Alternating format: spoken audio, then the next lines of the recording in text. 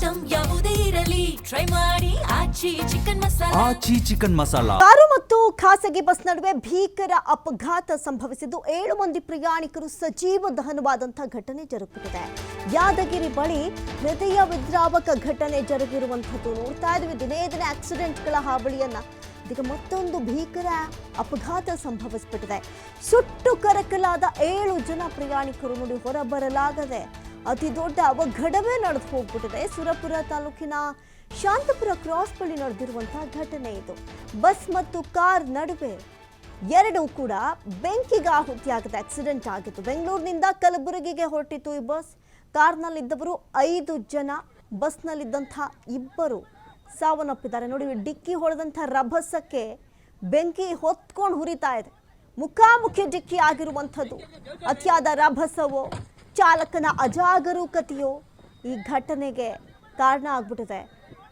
ಈ ಒಂದು ಭೀಕರ ಆಕ್ಸಿಡೆಂಟ್ನಲ್ಲಿ 7 ಜನ ಸಾವನ್ನಪ್ಪಿರೋದು, ಸುಟ್ಟು ಕರಕಲಾಗಿದ್ದಾರೆ. ಅಪಘಾತದಲ್ಲಿ ಮೃತಪಟ್ಟವರನ್ನ ಹೊರಗಡೆ ತೆಗೆಯೋದು ಕೂಡ ಹರಸಾಹಸವಾದಂತಹ ಪರಿಸ್ಥಿತಿ ಆಗ್ಬಿಟ್ಟಿದೆ. ಸುಟ್ಟು ಕರಕಲಾಗ್ಬಿಟ್ಟಿದ್ದಾರೆ. ಕಾರು ಮತ್ತು ಖಾಸಗಿ ಬಸ್ ನಡುವೆ ಭೀಕರ ಅಪಘಾತ ಸಂಭವಿಸಿಬಿಟ್ಟಿದೆ. ಜವರಾಯನ ಅಟ್ಟಹಾಸ ನಡೆದು ಹೋಗಿದೆ. 7 ಮಂದಿ ಪ್ರಯಾಣಿಕರು ಸಜೀವ ದಹನವಾಗಿರೋದಿಲ್ಲಿ ನೋಡ್ತಾ ಇದ್ದೀರಿ. ಒಂದು ಕಡೆ ಆಕ್ಸಿಡೆಂಟ್ ಆದ ಕೂಡಲೇ ಬೆಂಕಿ ಹೊತ್ಕೊಂಡು ಹುರಿತಾ ಇದೆ. ಅದನ್ನ ನಂದಿಸುವಂತಹ ಕೆಲಸ ಕೂಡ ಇಮಿಡಿಯೇಟ್ ಆಗಿ ಆಗೋಲ್ಲ. ಯಾಕಂತ ಹೇಳಿದ್ರೆ ಅಗ್ನಿಶಾಮಕ ದಳಕ್ಕೆ ಕರೆ ಮಾಡಿ ಅವ್ರು ಬರೋ ಅಷ್ಟರಲ್ಲಿ ಆಗ್ಲೇ ಸುಟ್ಟು ಕರಕಲಾಗ್ಬಿಟ್ಟಿದ್ರು.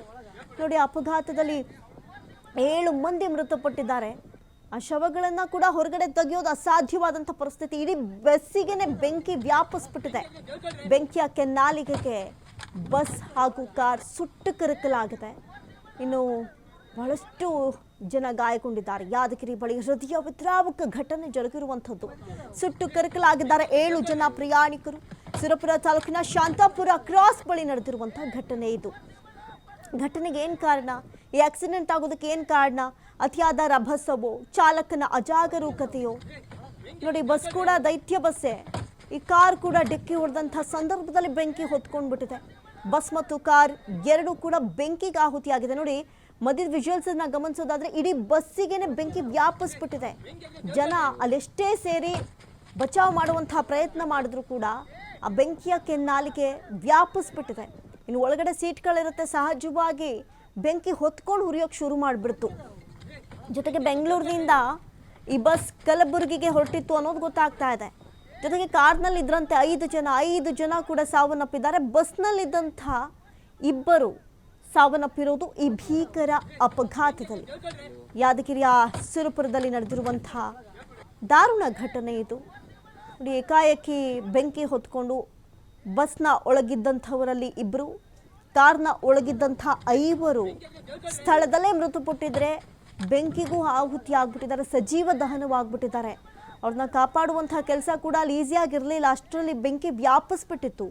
ಬೆಂಕಿಯ ಕೆನ್ನಾಲಿಗೆ ನೋಡಿ ಧಗಧಗನೆ ಎಷ್ಟರ ಮಟ್ಟಿಗೆ ಹೊತ್ತಿ ಉರಿತಾ ಇದೆ ಅಂತ. ಪರಸ್ಪರ ಮುಖಾಮುಖಿ ಡಿಕ್ಕಿ ಆಗಿರೋದಿಲ್ಲಿ.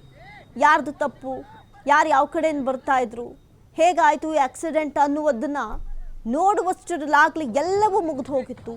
ಇಡೀ ಬಸ್ಸಿಗೇನೆ, ಇಡೀ ಕಾರಿಗೇನೆ ಬೆಂಕಿ ವ್ಯಾಪಿಸ್ಬಿಟ್ಟಿದೆ.